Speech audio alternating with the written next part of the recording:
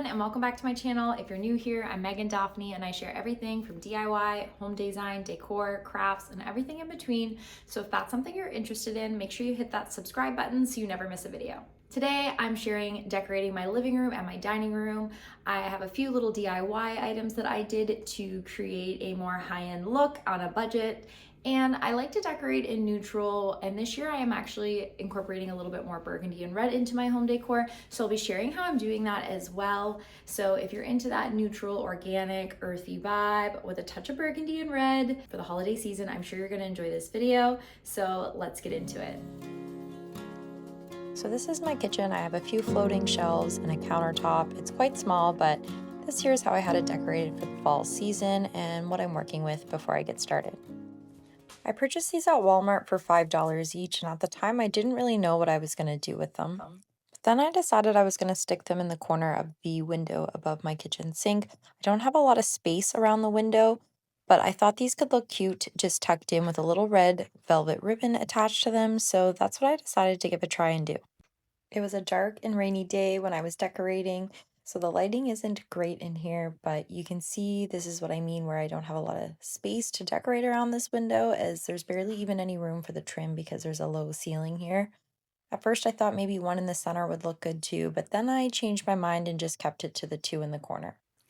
I love this red velvet ribbon. I got it for $7 at HomeSense, and it served me really well with decorating my home because I've been able to make a lot of different bows on vases, my garland, hanging them in my window like this. I have officially used the entire roll, so I will say the $7 was well worth it for me, and it's added a lot of beautiful burgundy to my home. This is a great way to tie a perfect bow every time. I just start by tying it around my finger a few times and then twice around my thumb and index finger. And then you just loop it through the center and unravel the initial piece that you tied around your thumb, and you have this perfect little bow. And I just laid them in these stems, and I think they look really cute.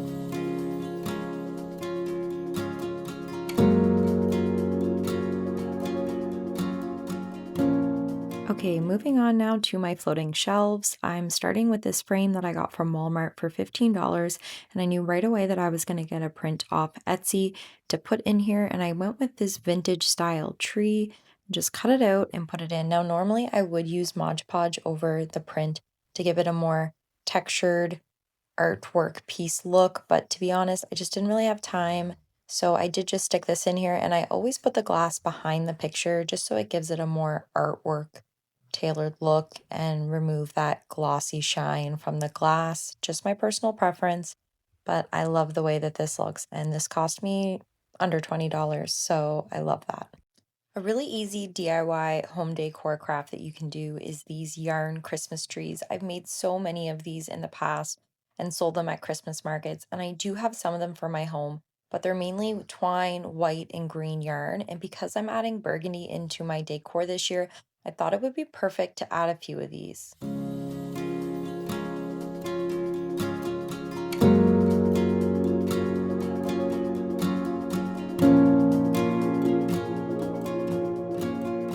I started with this vase that I already had and added a green velvet bow and just taped it onto the vase and added a few pine stems with the burgundy Christmas trees. And this little frame that I already owned, I just swapped out the photo with another Etsy print that went more with the Christmas vibe. I was recently at a thrift store and I found this watering can for $6, and I just love the vintage feel to it, the color, the texture, and I thought it would go great on my floating shelves with my holiday decor. And I got this wooden tray from Walmart for $10, and I decided to use it as like a cutting board leaned up against the wall. I think it looks really cute. And these two little houses are so sweet. They both light up and they're from Superstore. And I just thought they were super cute and would look great on my floating shelf.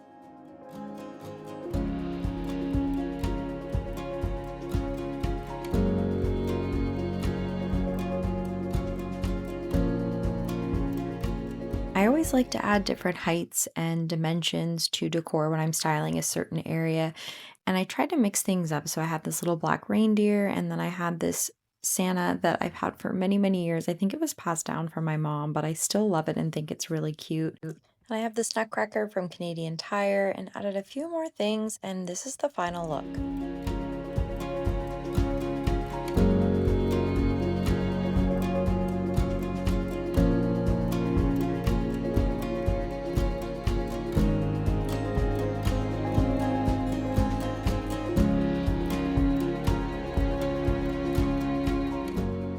I recently picked up this shelf from HomeSense for only I think $9.99, which I thought was great. And it's just such a great platform to use to cluster decor onto so that it looks more intentional.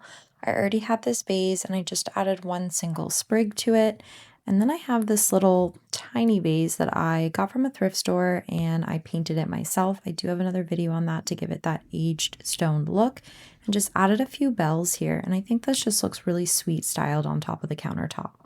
Now, I also have this corner that used to always be a dumping ground, but I find now that I keep it styled, it is more intentional and does not accumulate clutter. So I took another vase that I already have and I took the green velvet ribbon from HomeSense and tied it around, added some stems. I also have this book and this little vase that I also got from HomeSense. I added another little sprig to that, and shocker, another item from HomeSense. I love HomeSense. They have some great things.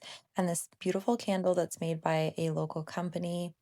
I took a cutting board that I used to have styled on my floating shelves, and I just tied some ribbon and some bells around it to give it a more elevated look. And it's really, really easy. I got these bells from Canadian Tire, but really you could use bells from anywhere on Amazon. I'll link some for you guys in the description. But I just used some twine to tie it around, and then I did my handy trick on tying a bow and attach that to it. And I just feel like it gave everything a really elevated look. So you could do this with any sort of cutting board that you have that has a handle on it.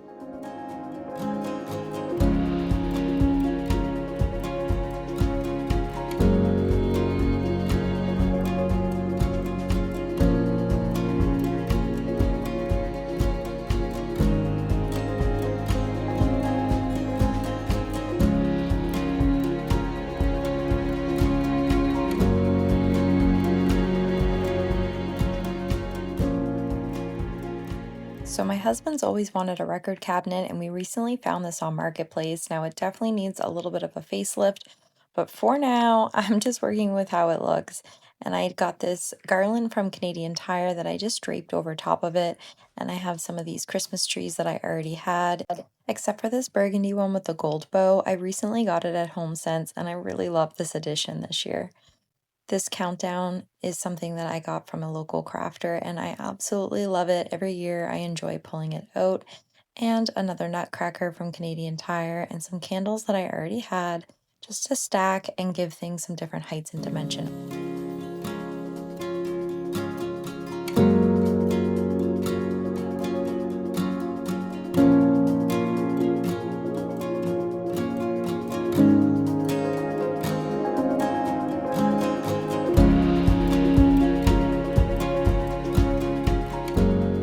Now, I did share my dining room table decorating in my last video, but I have made some changes to it, so I thought I would share it again in this video. So I started with this table runner that I got from HomeSense. It's a white with a bit of texture to it. I really enjoy it. I think I paid about $30 for it. I got this garland from Wayfair Canada, and I really love it. It's really good quality, and it has a really nice, realistic look to it. It's 6 feet long, which is the perfect length for my dining room table. So I just thought this would look great down the center. And then I also got these trumpet candlestick holders from Wayfair Canada, and I love these. They're so high-end looking and good quality. I really love the brass look to them. With the candles, I love it. Now let me know what you think. I do love the way that this looks, but I did remove the vase and decided to make it a little more minimal down the center of the table. So I took the candlesticks and I spread them out, and I ended up adding a few different bulbs that I had from Superstore and just put some pine cones throughout as well. And this looks really great too. So let me know what you guys think, which way you like it better.